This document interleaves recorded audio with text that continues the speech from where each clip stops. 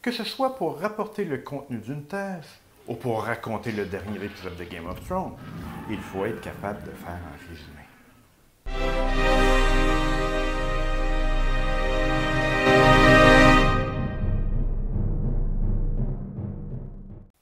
Un résumé, c'est un texte qui reprend en synthétisant l'essentiel du propos d'un autre document. Il présente les idées principales, la structure, le ton du document résumé. Un résumé, lorsqu'il est bien rédigé, permet au lecteur de bien saisir la pensée de l'auteur, les liens entre les idées et le ton du document. Il évitera alors au lecteur d'avoir à lire lui-même le document, à moins qu'il ait vraiment besoin des détails. Ouais, mais on s'en fout du lecteur. S'il veut les informations dans un livre, il n'a qu'à aller le lire lui-même, qu'il se démerde tout seul. Pourquoi on ferait le boulot à sa place? Ah, peut-être, mais on ne fait pas ça juste pour sauver du travail pour notre lecteur.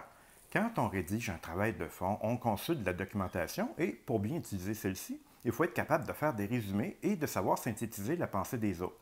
Si on fait juste copier les textes des autres, notre travail va faire des tonnes de pages et personne ne va vouloir les lire.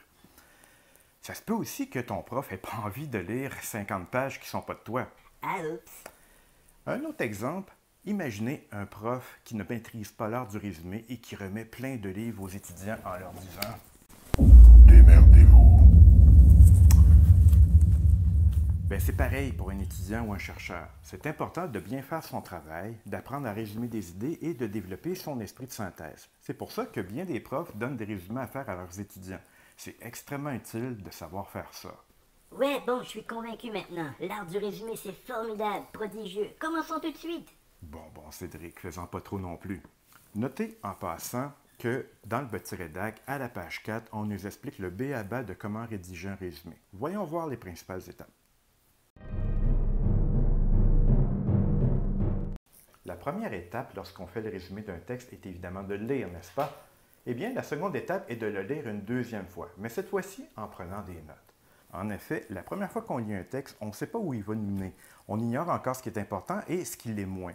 Alors, tout semble important, tout semble pertinent, ce qui fait qu'on finit par noter trop de choses secondaires et notre résumé devient trop long. Ou, pire encore, on rate des éléments importants et notre résumé était complet, ce qui veut dire qu'on doit modifier notre texte, ce qui occasionne pas mal de boulot.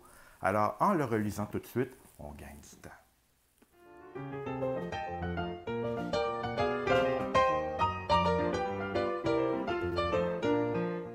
Et lors de notre seconde lecture, on détermine les idées principales et les idées secondaires. Les idées principales, c'est ce qu'il est essentiel de savoir pour comprendre le texte. Par exemple, si vous aviez seulement 20 secondes pour résumer le texte, qu'est-ce que vous diriez? Le Seigneur des Anneaux, écrit par l'auteur anglais John Ronald Reuel Tolkien, est un roman de type fantasy qui se déroule dans le monde imaginaire de la Terre du Milieu, à une époque qu'on peut comparer au Moyen Âge. Le personnage principal est Frodon, un hobbit, une sorte d'humain très petit, qui hérite d'un anneau magique et maléfique convoité par Sauron, le Seigneur ténébreux, à qui il est censé appartenir. Aidé par plusieurs personnages, notamment le magicien Gandalf, dans un contexte de guerre terrible, il se rend jusqu'au royaume de Mordor pour détruire l'anneau afin de sauver le monde de la domination du mal. Ce sont les idées principales. Les idées secondaires, ce sont les idées moins importantes dans le texte, mais néanmoins utiles, qui permettent de comprendre les idées principales. Alors, quand vous avez à faire un résumé, vous déterminez quelles idées secondaires sont les plus utiles pour mettre en évidence les idées principales. Ensuite, vous choisissez ce que vous gardez pour votre texte en fonction de la longueur que vous avez à respecter. Mais justement, quelle longueur doit faire votre résumé? Ça dépend de vos objectifs, ça dépend de ce que demande votre prof. Mais, en général, il est d'usage de ne jamais faire un texte qui fait plus de 20% du document que vous avez à résumer. Et dans le cas de documents très longs, c'est pas mal moins. L'idée, c'est de faire gagner du temps à votre lecteur. Et comme c'est un texte généralement très court que vous avez à rédiger, c'est un gros défi que d'en faire un bien ficelé qui reprend l'essentiel des idées. Il s'agit de ne pas le faire trop long et il faut éviter aussi les oublis.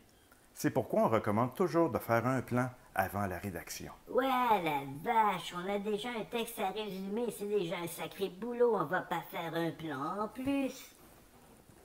Pas de panique, c'est pas très long de faire un plan et au contraire, ça nous fait gagner du temps. La préparation d'un plan nous permet de mieux organiser nos idées et c'est beaucoup plus facile ensuite de rédiger notre texte par après. Avec un plan, la rédaction est moins ardue, on fait moins d'oublis et surtout, notre texte gagne beaucoup en efficacité avec le note qui vient avec. Alors, au moment de rédiger un plan, on détermine les grandes lignes qui correspondent aux idées principales, les points plus mineurs qui servent à les expliquer et qu'on appelle les idées secondaires. On décide aussi comment on introduit le sujet, comment on va conclure, et hop, une fois que c'est fait, on est déjà rendu à la rédaction. Au moment de rédiger notre résumé, il y a plusieurs éléments qu'on doit garder à l'esprit. D'abord, on résume le texte d'un auteur. Alors, il faut faire référence à lui. Au moins nommer, idéalement dire qui il est. Et ensuite, présenter le sujet du texte. Préciser aussi l'année durant laquelle il a été écrit. Ne jamais oublier que les idées qu'on résume viennent de lui, alors toujours faire référence à l'auteur dans le texte. Ensuite, il est important d'adopter le bon ton, c'est-à-dire un ton neutre. Comme il s'agit de résumer la pensée de l'auteur, il faut la rapporter fidèlement, objectivement. On ne critique pas le texte, peu importe qu'on l'aime ou non. On ne l'interprète pas non plus. On rapporte tout simplement ce que dit l'auteur, ni plus ni moins. Un résumé n'est pas un texte d'opinion.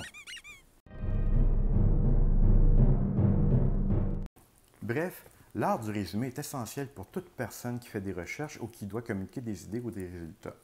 Pour être en mesure d'en faire un bon, il est nécessaire de lire plus d'une fois le document concerné et de faire un plan avant de commencer sa rédaction.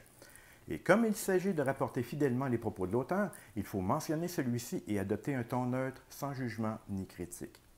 Plus vous allez en faire souvent, plus ça va être facile pour vous, ce qui est une excellente chose, car c'est un élément méthodologique essentiel non seulement pour vos études, mais aussi pour beaucoup de métiers. Être capable de faire des bons résumés va vous aider dans la vie, car n'oubliez jamais, la méthode est votre ami.